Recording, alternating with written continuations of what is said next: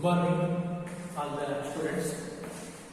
In the previous class, we know the meaning and definition of the company. Company ಅಂತಂದ್ರೆ ಏನು? ಜಾನ್ಸ್ಟಾರ್ company ಅಂದ್ರೆ ಏನು ಅಂತ ನಾವು ನೋಡಿದ್ವಿ. ಇವತ್ತು ಸ್ವಲ್ಪ ಮುಂದೋಗೋಣ. ಜಾನ್ಸ್ಟಾರ್ ಕಂಪನಿಯ ಲಕ್ಷಣಗಳನ್ನು ತಿಳ್ಕೊಂಡ್ವಿ ಹಿಂದಿನ ಕ್ಲಾಸ್ ಅಲ್ಲಿ.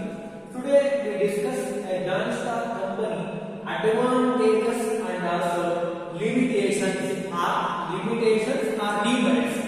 What are the advantages of a very important Janstar company? ಅಂತ ನೋಡಿದ್ರೆ first one a limited liability. ನಾನು ಮೊದಲೇ ಹೇಳ್ತೀನಿ limited liability.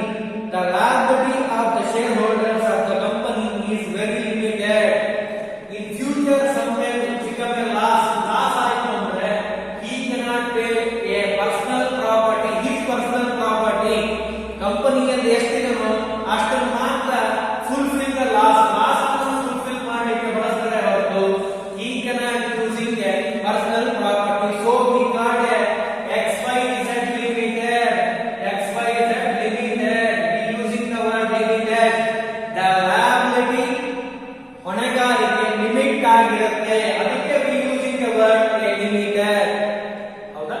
ಅಂದ್ರೆ limited liability is the advantages of the Janstar company. First advantage. Second one, transferability of shares. Everyone he can transfer of the shares. The shareholders of a public company can transfer the shares held by them to others. Public ಕಂಪನಿಯಲ್ಲಿರುವಂತಹ ಯಾವುದೇ share holder ಆಗಿರಬಹುದು, ಅವರು ಈ can transfer the share ಅನ್ನು transfer ಮಾಡಲಿಕ್ಕೆ ಬರುತ್ತೆ. ಉದಾಹರಣೆಗೆ ನಾನೇ ಹೇಳಿದ್ದೀನಿ ಪಬ್ಲಿಕ್ ಕಂಪನಿಯಲ್ಲಿ ನಾನೇನ್ ಮಾಡ್ತೀನಿ, ನನ್ನ ಶೇರ್ ಅನ್ನ ಮಿಸ್ಟರ್ ಎಕ್ಸ್ ಅನ್ನುವಂಥವರಿಗೆ I can transfer the share. ನಾನು ಏನೇನ್ ಮಾಡ್ತೀನಿ, ಶೇರ್ ಅನ್ನ ಟ್ರಾನ್ಸ್ಫರ್ ಮಾಡ್ತೀನಿ. ಇದಕ್ಕೆ ಅವಕಾಶ ಇದೆ. Advantages of the Janstar company, transferability of the shares ಅಂತ ಹೇಳ್ತೀವಿ. This encourage, ಇದರಿಂದ ಏನಾಗುತ್ತೆ, this encourage investment of funds in industry and commercial undertakings. ಈ ಟ್ರಾನ್ಸ್ಫರ್ ಮಾಡುವ ಒಂದು ಅವಕಾಶ ಇರೋದ್ರಿಂದ ಒಂದು ಎನ್ಕರೇಜ್ಮೆಂಟ್ ಕೊಟ್ಟ ಹಾಗೆ, ಉತ್ಸಾಹ ಕೊಟ್ಟ ಹಾಗೆ ಎಲ್ಲರೂ ಈ ಕ್ಯಾನ್ ಬೈಲಿಕ್ಕೆ ಪಬ್ಲಿಕ್ ಕಂಪನಿ ಶೇರ್ಸ್. ಯಾಕೆ? Because transferability is there. It is the advantages of the Janstar company. ನೀವು ಅಕಸ್ಮಾತ್ ಏನಾದರೂ ಈ ಅವಕಾಶ ಕೊಡಲಿಲ್ಲ ಅಂದ್ರೆ ಟ್ರಾನ್ಸ್ಫರಬಿಲಿಟಿ ಇಲ್ಲ ಅಂತ ಅನ್ಕೊಳ್ಳಿ. ಫಾರ್ ಎಕ್ಸಾಂಪಲ್, ಟ್ರಾನ್ಸ್ಫರಬಿಲಿಟಿ ಇಲ್ಲ ಅಂದ್ರೆ no one can buy a public company shares. ಯಾಕೆ? ಟ್ರಾನ್ಸ್ಫರ್ ಇಲ್ಲ, ಟ್ರಾನ್ಸ್ಫರ್ ಬರಲ್ಲ. ಹಾಗಾಗಿ ನಾವು ಆ ಕಂಪನಿ ಶೇರ್ ಅನ್ನು ಬೈ ಮಾಡಲ್ಲ ಅಂತ ಅನ್ಬೋದು. ಪರ್ಸೆಂಟೇಜ್ ಕಡಿಮೆ ಆಗ್ಬೋದು. ಅದಕ್ಕೆ ನಮಗೆ ಲಾಭ ಆಗಲಿ ಅಂತ ಏನ್ ಮಾಡಿದ್ದಾರೆ, ರೂಲ್ಸ್ ಅಲ್ಲಿ ಲಾನಲ್ಲೇ ಹೇಳಿರೋ ಪ್ರಕಾರ transferability of shares, public company shares ಅಂತ you can transfer from other person. ಯಾರಿಗೆ ಬೇಕಾದ್ರೂ ನೀವೇನ್ ಮಾಡ್ಬೋದು, ಟ್ರಾನ್ಸ್ಫರ್ ಅನ್ನ ಮಾಡಬಹುದು. ಈಗ advantages of the Janstar company ಅಂತ ಹೇಳಿ ಸ್ವಲ್ಪ ಮುಂದೋಗೋಣ. ಪರ್ಪೆಚುಯಲ್ ಎಕ್ಸಿಸ್ಟೆನ್ಸ್ ಕಂಪನಿ ಡೆಫಿನೇಷನ್ ಹೇಳುತ್ತೆ, ಇಟ್ ಈಸ್ ಎ ಪರ್ಪೆಚುಯಲ್, ಸಾಲದೆ ಇರುವಂತಹ ಮೃತ್ಯುಂಜಯ. Men may come men may go, ಜನರು ಬರಬಹುದು ಜನರು ಹೊರಗೋಗ್ಬೋದು. ಆದ್ರೆ ಕಂಪನಿ ಮಾತ್ರ ಯಾವಾಗಲೂ ಪರ್ಪೆಚುಯಲ್ ಆಗಿರುತ್ತೆ. As A separate legal entity, the company enjoys perpetual continuous existence. ಯಾರು ಬೇಕಾದ್ರೂ ಬರ್ಬೋದು, ಯಾರು ಬೇಕಾದ್ರೂ ಹೋಗ್ಬೋದು, ಏನೂ ತೊಂದರೆ ಆಗೋದಿಲ್ಲ. ಪರ್ಪೆಚುಯಲ್ ಸೆಷನ್ ಇರೋದ್ರಿಂದ it is the advantages of the Janstar company. Partnership ನಲ್ಲಿ ಹಾಗಲ್ಲ. ಸಮ್ ಪರ್ಸನ್ ರಿಟೈರ್ಡ್ ಆಗಿ ಹೋಗ್ಬೋದು, ಡೆತ್ ಆಗ್ಬೋದು, ಇನ್ಸಾನಿಟಿ ಆಗ್ಬೋದು, ಪಾಪರ್ ಆಗಿ ಕಳ್ಕೊಂಡು ಎಲ್ಲ ಹೋಗ್ಬೋದು, ಲಾಸ್ ಆಗ್ಬೋದು, ಟ್ರಾಫಿಕ್ ಆಗ್ಬೋದು. ಬಟ್ ಇನ್ Janstar ಕಂಪನಿ ಹಾಗಲ್ಲ. Janstar ಕಂಪನಿ ಪರ್ಪೆಚುಯಲ್ ಸೆಕ್ಷನ್ ಅಂತ ಹೇಳ್ತೀವಿ. ಅಂದ್ರೆ ಯಾವಾಗಲೂ ಕಂಟಿನ್ಯೂಸ್ ಎಕ್ಸಿಸ್ಟೆನ್ಸ್. ಜನರು ಬರಬಹುದು, ಇವತ್ತು ನಾನು ಕಂಪನಿಯಲ್ಲಿದ್ದೀನಿ, ನಾಳೆ ಇಲ್ಲದೆ ಇರಬಹುದು. ನಾನು ಹಿಂದೆ ಕಂಪನಿಯಲ್ಲಿಲ್ಲ, ಇವತ್ತು ನಾನು ಸೇರ್ಕೋಬಹುದು. ಕಂಪನಿಯಲ್ಲಿ ಜನರು ಬರ್ತಾರೆ, ಜನರು ಹೊರ ಹೋಗ್ತಾರೆ. ಆದ್ರೆ ಕಂಪನಿ ಮಾತ್ರ ಯಾವಾಗಲೂ ಹಾಗೆ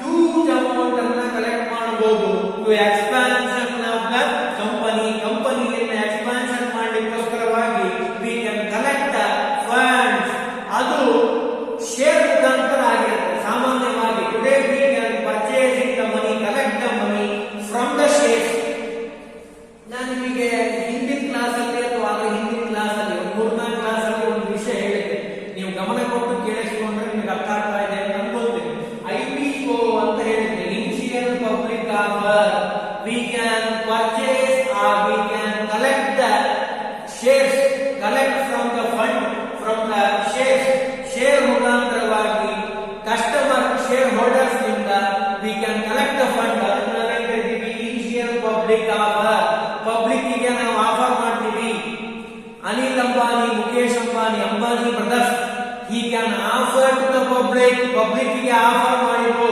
ಅವರಿಗೆ ಬೇಕಾಗಿದ್ದು 1 ಕೋಟಿ 1 crore amount, but he can collect 3 crores. ಅವರೇನ್ ಮಾಡಿದ್ರು 2 crores ಅನ್ನ ಬೈಬ್ಯಾಕ್ ಸಿಸ್ಟಮ್ ನಲ್ಲಿ ಅವರಿಗೆ ತರಿಸಿದ್ರು. ಅಂದ್ರೆ ಅರ್ಥ ಏನು, ಇಲ್ಲಿ ಸ್ಕೋಪ್ ಫಾರ್ ಎಕ್ಸ್ಪಾನ್ಷನ್ ರಿಫ್ರೆಶ್ನರಿ ಆಯಿಲ್ ಅನ್ನ ಮಾಡಲಿಕ್ಕೋಸ್ಕರವಾಗಿ, ಆಯಿಲ್ ಅನ್ನ ರಿಫ್ರೆಶ್ ಮಾಡಲಿಕ್ಕೋಸ್ಕರವಾಗಿ, ಒಂದು ಪ್ಲಾಂಟ್ ಅನ್ನ investment ಮಾಡಲಿಕ್ಕೋಸ್ಕರವಾಗಿ he can collect the information, the amount.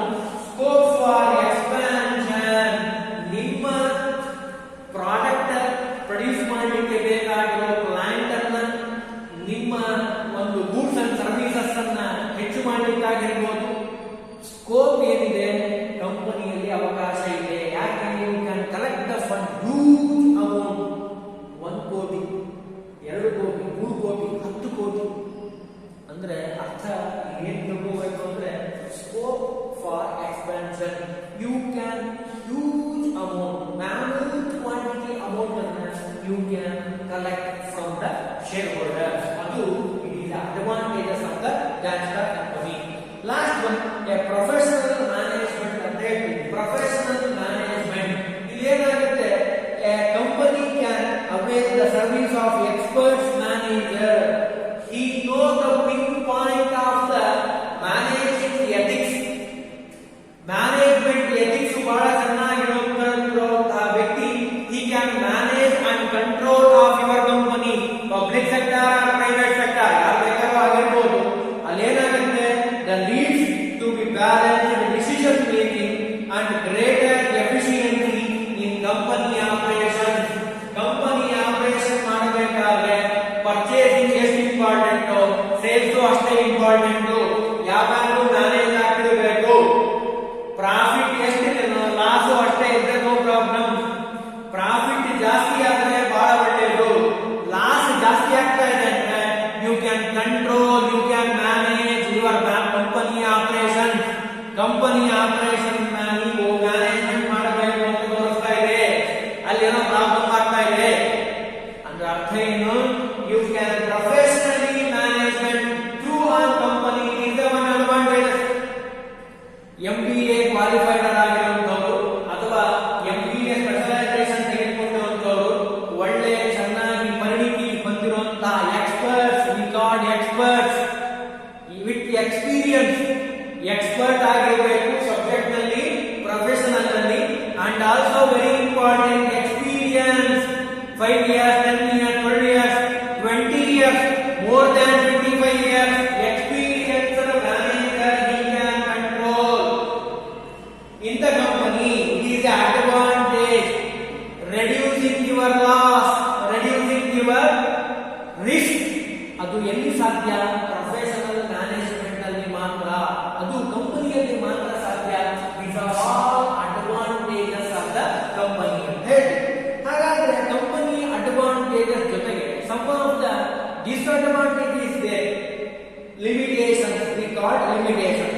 First one, complexity of information ಅಂತ ಹೇಳ್ತೀವಿ. ಅಂದ್ರೆ the formation of the company is more complex.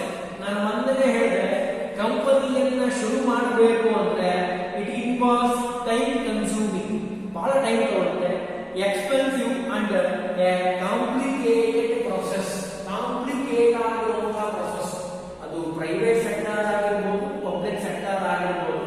Public ಅಂದ್ರೆ ಸ್ವಲ್ಪ ಗವರ್ನಮೆಂಟ್ ಅನ್ನ ಸ್ವಲ್ಪ ಬೇಗ ಆಗ್ಬೋದೇ ಹೊರತು ಅಲ್ಲೂ ಪ್ರಾಬ್ಲಮ್ ಇರುತ್ತೆ. ಹಾಗಾಗಿ ಕಂಪನಿ ಅಂತ ಶುರು ಮಾಡಬೇಕು ಅಂದ್ರೆ ಫಸ್ಟ್ ಲಿಮಿಟೇಷನ್, ಕಂಪನಿ ಶುರು ಮಾಡಬೇಕು ಅಂತ ಮನಸ್ಸಿನಲ್ಲಿ ಬಂತು ಅಂದ್ರೆ ಫಸ್ಟ್ ನಮ್ಮ ಮನಸ್ಸಿನಲ್ಲಿ ಬರೋದು ಇಟ್ ಈಸ್ ಎ ಕಾಂಪ್ಲೆಕ್ಸ್, ಬಹಳ ಡಿಫಿಕಲ್ಟ್ ಆಗಿರುವಂತದ್ದು ಟು ಫಾರ್ಮ್ ಮಾಡಬೇಕು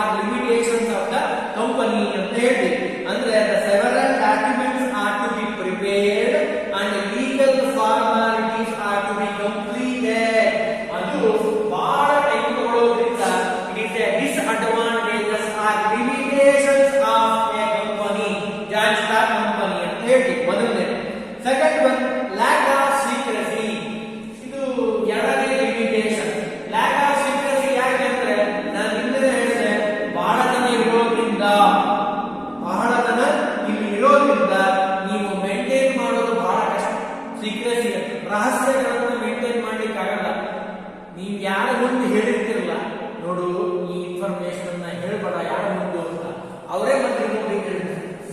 so we cannot control or maintain the secrecy in the company. ಕಂಪನಿಯಲ್ಲಿ ಮೇಂಟೈನ್ ಮಾಡೋದು ಹೈಲಿ ಡಿಫಿಕಲ್ಟ್. ಯಾಕೆ? ಜನ ಬಹಳ ಇರೋದ್ರಿಂದ you cannot maintain the secrecy. Company secrecy. Profit ಆಗಿದೆ ಈ ವರ್ಷ ನಿಮಗೆ.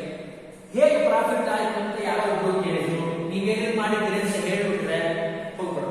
ಹಿ ಕ್ಯಾನ್ ಎನ್ಕ್ಯಾಶ್ ಯುವರ್ ಲೂಪ್ಹೋಲ್ಸ್. ನಿಮ್ಮ ಒಂದು ಲಿಮಿಟೇಷನ್ಸ್ ಅನ್ನ, ನಿಮ್ಮ ವೀಕ್ನೆಸ್ ಅನ್ನ ಹಿ ಕ್ಯಾನ್ ಎನ್ಕ್ಯಾಶ್. ಅದು ಹೇಳಬೇಕು ಅಂತ ಹೇಳಿರಲ್ಲ, ಸುಮ್ಮನೆ ಹೇಳ್ಬಿಟ್ಟ ಇನ್ಫಾರ್ಮೇಶನ್. ಅದಕ್ಕೆ ಬಹಳ ಹುಷಾರಾಗಿರಬೇಕು. ಕಂಪನಿಯಲ್ಲಿ ಅದು ಒಂದು ಲಿಮಿಟೇಷನ್ ಆಗಿ ಪರಿಣಮಿಸುತ್ತೆ. ಅಂದ್ರೆ lack of secrecy. You cannot hide the information. ಸೀಕ್ರೆಸಿನ ಮೇಂಟೈನ್ ಮಾಡೋದು ಬಹಳ ಕಷ್ಟ, ಡಿಫಿಕಲ್ಟ್. ಯಾಕೆಂದ್ರೆ this is because a public company has to provide a lot of information to office register in the company. Private ನಲ್ಲಿ ಸ್ವಲ್ಪ ಮೇಂಟೈನ್ ಮಾಡಬಹುದು ಅಂತ ಅನ್ಕೊಂತೇನೆ. Public ಅಲ್ಲಂತೂ ಮಾಡೋದು ಬಹಳ ಕಷ್ಟ. ಪ್ರೈವೇಟ್ ಅಲ್ಲೂ ಮಾಡೋದು ಕಷ್ಟ, ಪಬ್ಲಿಕ್ ಅಂತೂ ತುಂಬಾ ಕಷ್ಟ. ಕಂಪನಿಯಲ್ಲಿ limitation, limitation, lack of secrecy. Third one, impersonal work environment. The large size of company makes it difficult a owners and a top management a personal contact from employee. ಉದಾಹರಣೆಗೆ ನಿಮಗೆ ಅರ್ಥ ಆಗೋ ಹೇಳಬೇಕು ಅಂದ್ರೆ it is our limitation, company limitation. Managing ಡೈರೆಕ್ಟರಿಗೂ ವರ್ಕರ್ರಿಗೂ personal contact ಆಗೋದು ಬಹಳ ರೇರು. ಕಾರಣ ಏನು ಅಂದ್ರೆ ಕಂಪನಿ ಬಹಳ ದೊಡ್ಡದಾಗಿರುವಂತ company he can contact from personal ಆಗಿ ಮುಖತಃ ಭೇಟಿಯಾಗುವ ಚಾನ್ಸಸ್ ಬರೋದೇ ಇಲ್ಲ. ಯಾವಾಗ ಇದು ಬರಲು ಅವಾಗ ಏನಾಗುತ್ತೆ, ಕಂಪನಿಯಲ್ಲಿ ವರ್ಕ್ ಮಾಡಿದ್ರು ಮಾಡದೇ ಇದ್ರು ಯಾರು ಗೊತ್ತಾಗದೇ ಇಲ್ಲ. ಇಂಪರ್ಸನಲ್ ವರ್ಕ್ ಎನ್ವಿರಾನ್ಮೆಂಟ್, ಪರ್ಸನಲಿ ಆಗಿ ಮೀಟ್ ಆಗುವಂತ ಚಾನ್ಸಸ್ಗಳು ಬಹಳ ಕಡಿಮೆ. Because huge company, large size company ಅಂದ್ರೆ ಬಹಳ ಜನ ಇರೋದ್ರಿಂದ ಇದು ಒಂದು ಲಿಮಿಟೇಷನ್ ಆಗಿ ಪರಿಣಮಿಸುತ್ತೆ ಅಂತ ಹೇಳ್ತೀವಿ. ಅಂದ್ರೆ ಪರ್ಸನಲ್ ಕಾಂಟ್ಯಾಕ್ಟ್ ಎಂಪ್ಲಾಯ್ ಜೊತೆಗೆ, ಮ್ಯಾನೇಜಿಂಗ್ ಡೈರೆಕ್ಟರ್ ಜೊತೆಗೆ ಮಾತಾಡಲಿಕ್ಕೆ ಸಾಧ್ಯ ಆಗಲ್ಲ.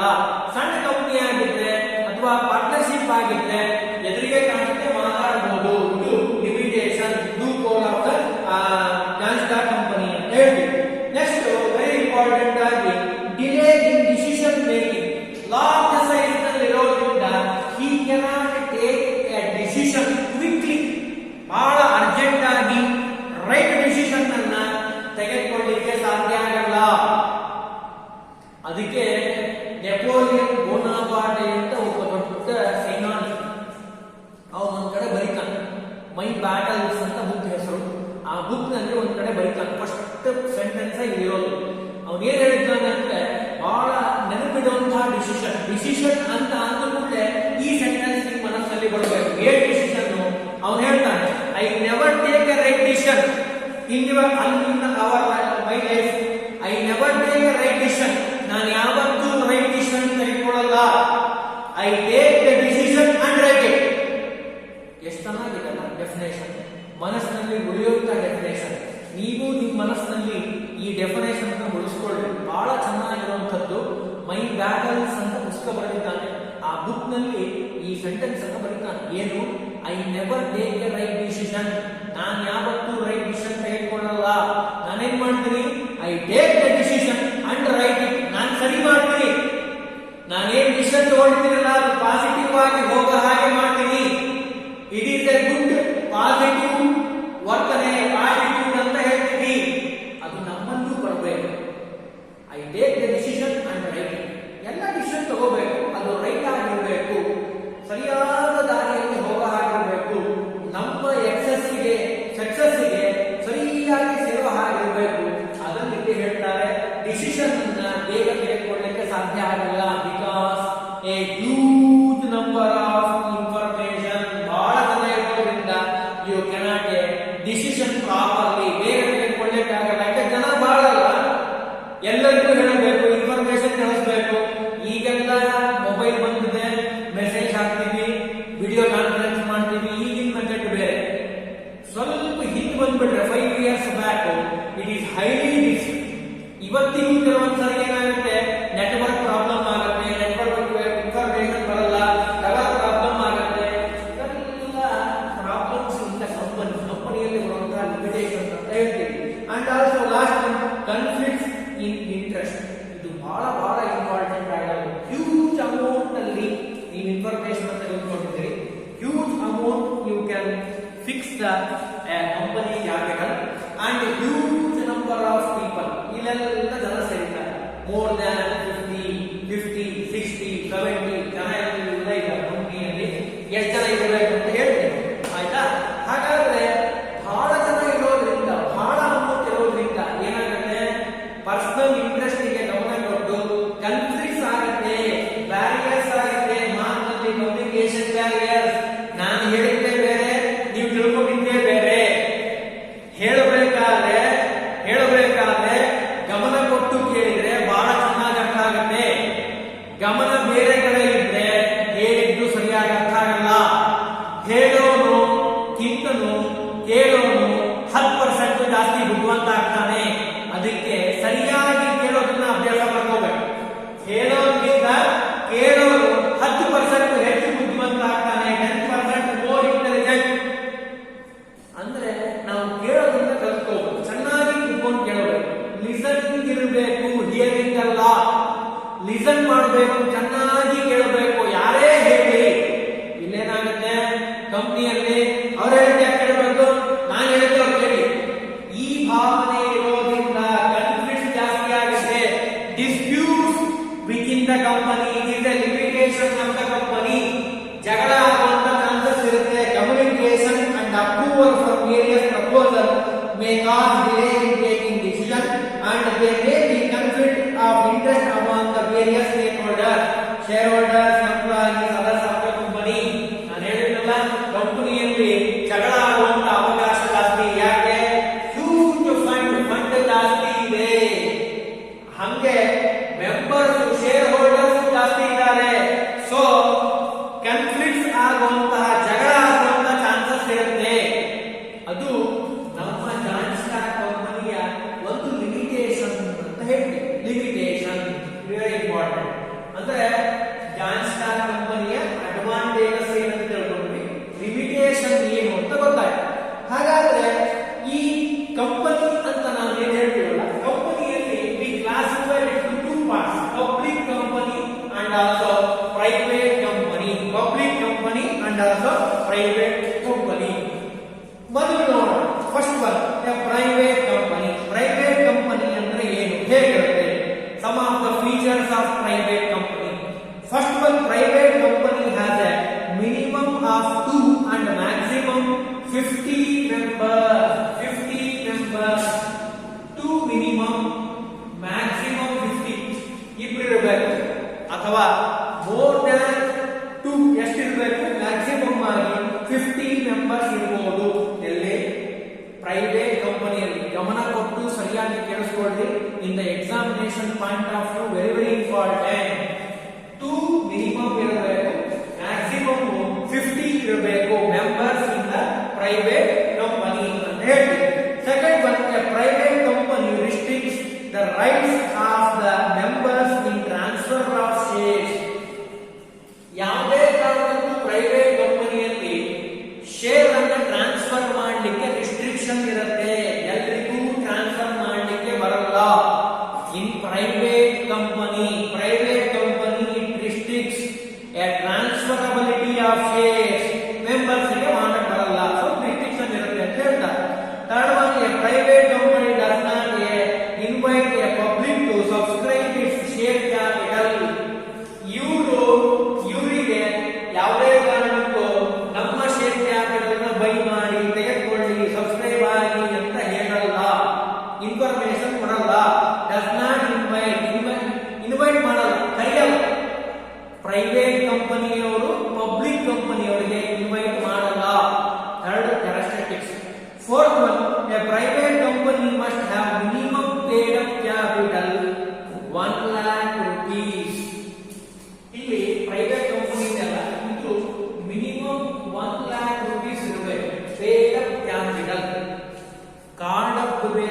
ಪೇಡ್ ಅಪ್ ಬೇರೆ, ಕಾಲ್ಡ್ ಅಪ್ ಬೇರೆ, ಪೇಡ್ ಅಪ್ ಬೇರೆ.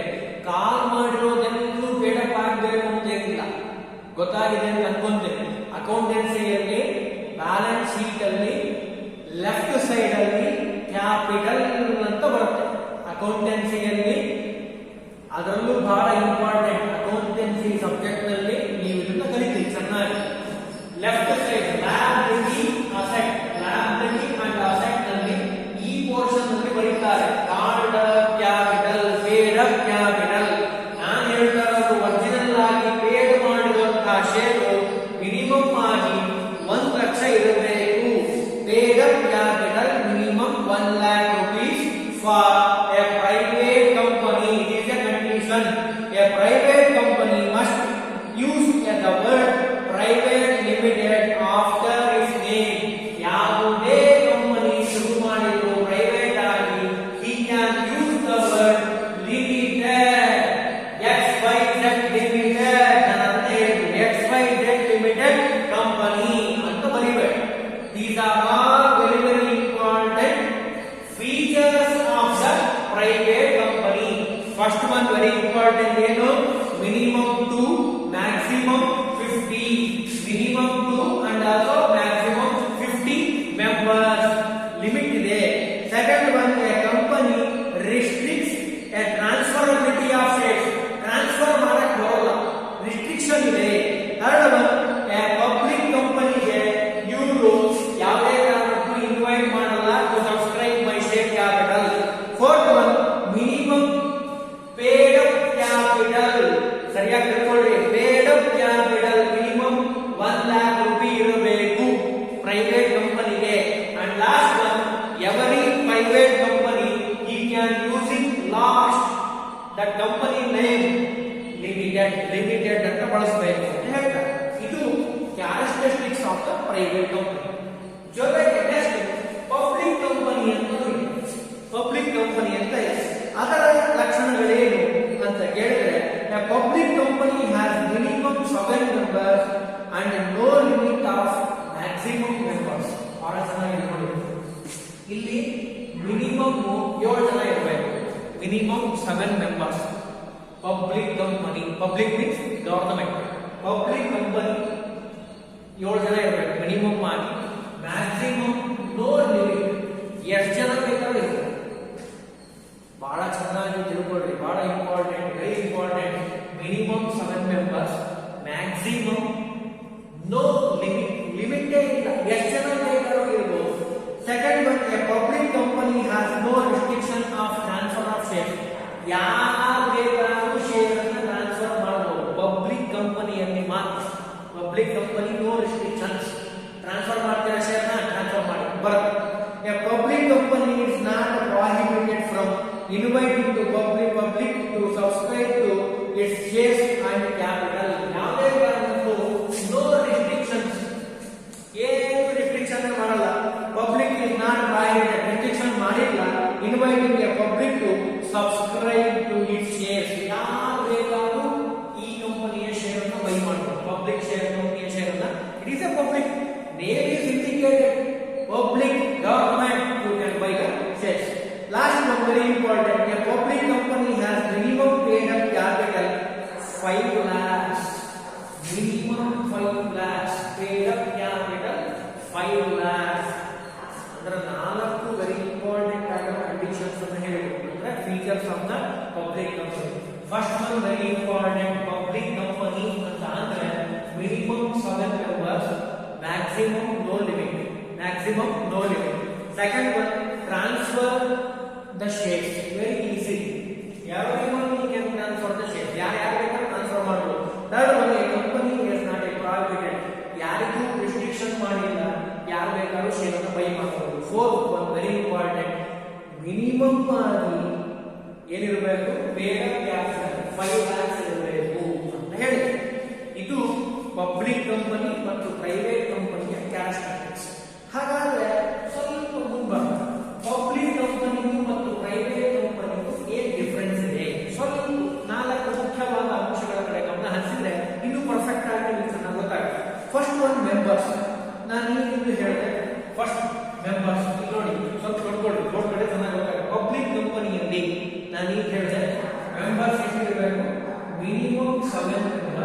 minimum 7 members, maximum no limit, no limit, ಎಷ್ಟು ಜನ ಬೇಕಾದ್ರೂ ಇರಬಹುದು. ಅದೇ ಪ್ರೈವೇಟ್ ಕಂಪನಿ ಬಂದ್ರೆ ಮಿನಿಮಮ್ 2 ಇರಬೇಕು, ಮ್ಯಾಕ್ಸಿಮಮ್ 50 ಅದಕ್ಕಿಂತ ಜಾಸ್ತಿ ಇರಬಾರ್ದು ಇಲ್ಲಿ ಪ್ರೈವೇಟ್ ಕಂಪನಿಯಲ್ಲಿ.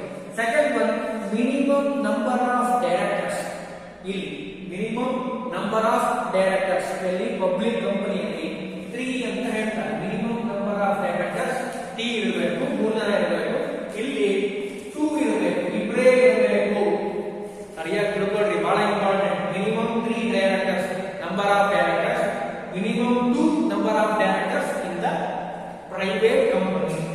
ಪೇಡ್ ಅಪ್ ಕ್ಯಾಪಿಟಲ್ ಎಷ್ಟು ಇರಬೇಕು? ನಾನು ಇಲ್ಲೇ ಈಗೇನು ಹೇಳಿದ್ರೆ ಎಷ್ಟು ಇರಬೇಕು? ಮಿನಿಮಮ್ ಆಗಿ 5 lakhs, ಬಟ್ ಇಲ್ಲಿ 1 lakh. Paid up capital of the private public company 5 lakhs, private company 1 lakh. Last one transfer of shares, no restriction, ಏನು ರಿಸ್ಟ್ರಿಕ್ಷನ್ ಇಲ್ಲ, ಬಟ್ ರಿಸ್ಟ್ರಿಕ್ಷನ್, ಇಲ್ಲಿ ರಿಸ್ಟ್ರಿಕ್ಷನ್ ಇದೆ, ರಿಸ್ಟ್ರಿಕ್ಷನ್ ಮಾಡಿದ್ದಾರೆ. ಅಂದ್ರೆ ಬಹಳ ಇಂಪಾರ್ಟೆಂಟ್ ಆಗಿ we know the meaning and definition of the public and private company, characteristics of the company, and also difference between a public and private company. ಇನ್ನೊಂದ್ಸರಿ glance ಮಾಡ್ತೀನಿ, ನಿಧಾನಕ್ಕೆ ನೋಡ್ಕೊಳ್ರಿ, ಬಹಳ important. Examination point of view very